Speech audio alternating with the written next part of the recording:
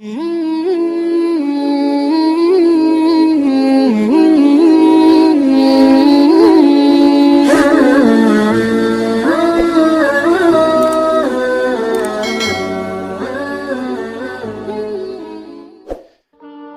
yang kita tengok pada kota Mekah saat ini dengan makmurnya, dengan boleh menampung sekian banyak orang, sehingga dikatakan tempat itu kalau orang solat di Masjidil Haram jadi 100.000 pahala, dan menjadi kecenderungan orang daripada mana saja suka untuk datang pergi ke kota Mekah. Coba tengok dulunya macam mana sejarahnya. Kaabah ini ada, makam Ibrahim ada, Safa dengan Marwah ada, Zam-Zam ada.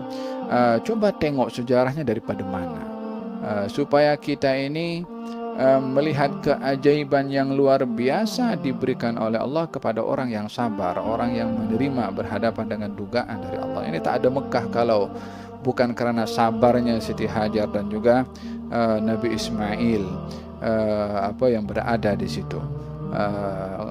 Kesemuanya adalah keberkatan yang diberikan oleh Allah karena kesabaran dan berhadapan dengan dugaan yang dihadapi oleh Siti Hajar, Nabi Ismail, termasuk dugaan yang dihadapi oleh Nabi Ibrahim. Faham tom? Idzan dalam hal ini bermulanya permasalahan kecemburuan daripada Siti Sarah kepada Siti Hajar berakhir dengan apa? Berakhir dengan adanya Mekah. Kita tak boleh melihat macam mana Siti Sarah dia boleh cemburu dengan Siti Hajar, macam mana tak boleh duduk bersebelahan, macam mana, jangan macam mana, tengok itu Mekah tu. Berkat cemburunya Siti Hajar, Siti Sarah. La ilaha illallah. Akhirnya Nabi Ismail pun juga diangkat oleh Allah Subhanahu wa taala sebagai nabi, ya.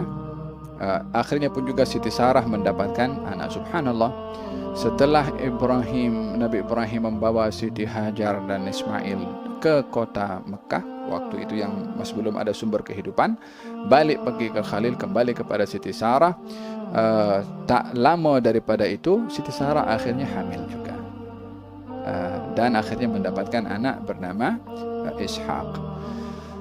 Dalam sebelum ini saya bahaskan bahwasanya Ishak ini adalah keberkatan yang Allah berikan kepada Ibrahim disebabkan Ismail.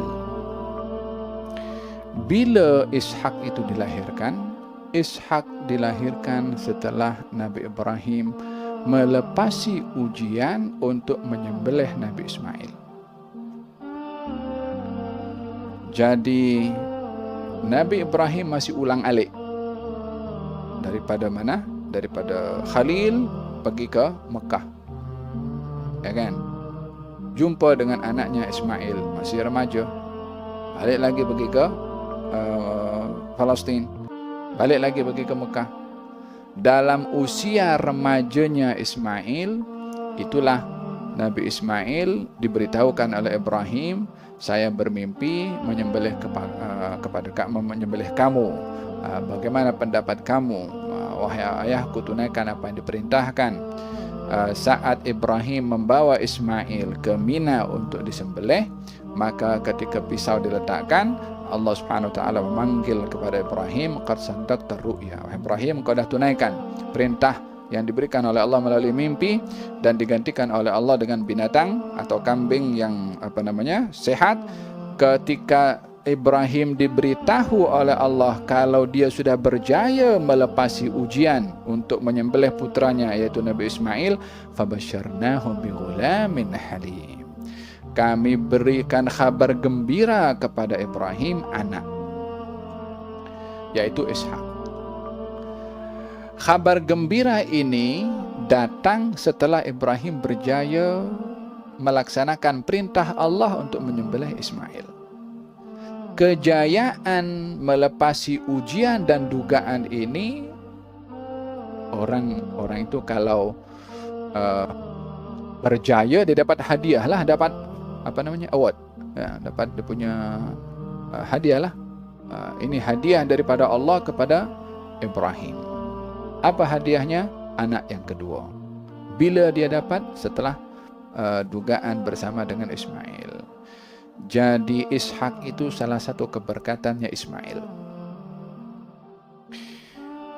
Hada berkenaan dengan bagaimana Ibrahim dengan Nabi Ibrahim mendapatkan anak Ishak setelah ulang-alik pergi ke mana? Ke Mekah, yang pada akhirnya setelah berjaya itu dan mendapatkan kabar gembira akan dapat Ishak, diperintahkan oleh Allah untuk bangun Ka'bah, maka bangunlah bersama dengan Nabi Ismail.